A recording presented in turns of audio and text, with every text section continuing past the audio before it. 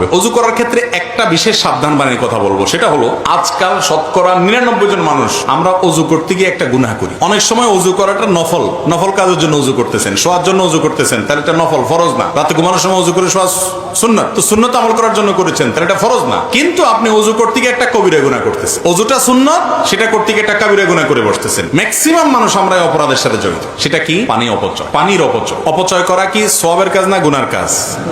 ছোট গুনাহ না বড় গুনাহ? আল্লাহ রাব্বুল আলামিন এটাকে বড় গুনাহ, কাবিরা গুনার মধ্যে রেখেছেন অপচয় করা। আপনি পানি ব্যবহার করতে পারেন, নষ্ট করতে পারেন, প্রয়োজনের চাইতে অতিরিক্ত ব্যবহার করলে এটা অপচয়, এটা হারাম। আমরা অনেক ভাইরা আছেন অজু করতে যে পরিমাণ পানি ব্যবহার করি, বিশেষ করে ট্যাপে তো অজু করে আজকাল প্রায় সবাই, এই ট্যাপ চালাই দিয়া হাত ধোয়া শুরু থেকে নিয়ে পা ধোয়া পর্যন্ত যত পানি যায়, এগুলো যদি একটা বড় বালতিতে ধরে রাখেন, একদিন একটু ট্রাই করে দেখেন যে, এবং একটু চেক করেন যে আমি কতগুলো পানি ব্যবহার করলাম অজুতে।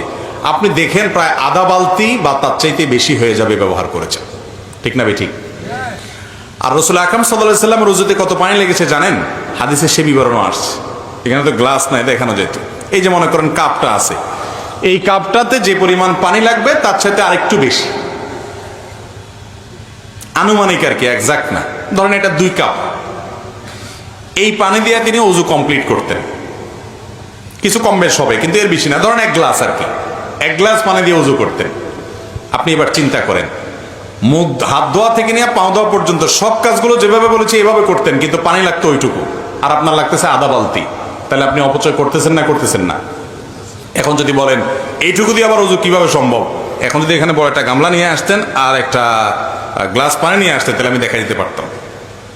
গামলা তো আশেপাশে নাই মনে হয়, ইনশাআল্লাহ কোনো এক সময় দেখাবো। ইউটিউবে অনেক ওলামায়ে কেরাম, বিশেষ করে আরবের অনেক ওলামায়ে কেরাম কিভাবে এই পানি দিয়ে নবীজি ওযু করতেন এটা দেখাই দিয়েছেন তারা হাতে কলমে। দেখেন, কোষে অল্প একটা কোষে পানি নেবেন, এই 1 কোষ পানিকে আপনি মুখে নিয়ে এবার ডলেন, 3 বারে 3 কোষ পানি নেন, মুখ ধোয়া শেষ।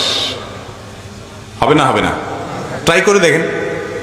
কিন্তু আমরা অপচয় করি। এখন আপনি বলবেন, হুজুর তখন পানির অভাব ছিল, মরুভূমিতে ছিলেন উনি, আমরা এখন বাংলাদেশে মাশাআল্লাহ নদীমাতৃক দেশ, আমাদের পানি তো পানির অত্যাচারে আমরা মাঝে মধ্যে বাড়ি ছেড়ে চলে যাওয়া লাগে। তো এখন এত পানি আছে, এখন কি এই ওয়াজ চলবে যে পানির অপচয় করা যাবে না? হ্যাঁ ভাই, চলবে। আল্লাহ আপনাকে নেয়ামত দিয়েছেন, সেজন্য আপনি তাই বলে যা খুশি তা করবেন, প্রয়োজনের চাইতে ব্যবহার করবেন, এই নেয়ামতের এই ব্যবহারের অনুমতি আল্লাহ দেন নাই। এই জন্য এক হাদিসে আসছে নবী সাল্লাল্লাহু আলাইহি সাল্লাম, নদীতে যদি কেউ কি করে, নদীতে যদি কেউ পানি ব্যবহার করে ওযু করে, সেখানে পর্যন্ত, সমুদ্রে পর্যন্ত পানি ব্যবহারের ক্ষেত্রে যেখানে পানির অভাব নেই, সেখানেও যেন সে অপচয় না করে, সে বিষয়ে হাদিসের নির্দেশনা আসছে। তাহলে এখন আমাদের টেপে ট্যাঙ্কিতে অনেক পানি আছে, এই আশায় কি আমরা পানি অপচয় করব? মনে রাখবেন, অপচয়কারীকে অপচয় করার কারণে একসময় প্রায়শ্চিত্ত করতে হয়। টয়লেটে বসে বসে অযথা বদনার পানি ছাড়লেন অথবা টেপে পানি ছাড়লেন, একসময় দেখবেন যে আপনি টয়লেটে বসে মাশাআল্লাহ সব শেষ করে এখন পানিতে হাত দিয়ে দেখছেন টেপে পানি নেই। একবারে অপচয় করবেন, ওইটার জন্য আরেকবার ধরা খাবেন।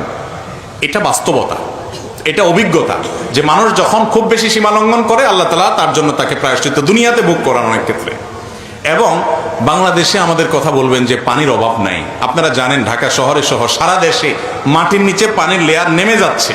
অলরেডি আমাদের এই সমস্ত এলাকাতেও ভালো পানি পাওয়া যায় না, শত শত ফিট নিচে নামা ছাড়া। ঠিক না ঠিক?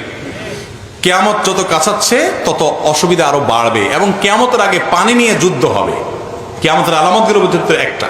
তাহলে এই পানির অপব্যবহার, অপচয় এগুলো করলে তার জন্য একসময় আমাদেরই এর জন্য ক্ষতির মুখোমুখি হতে হবে। সবচেয়ে বড় কথা হলো হাদিসে নিষেধ আছে, এই জন্য ওযু করতে গিয়ে পানি অপচয় করা যাবে?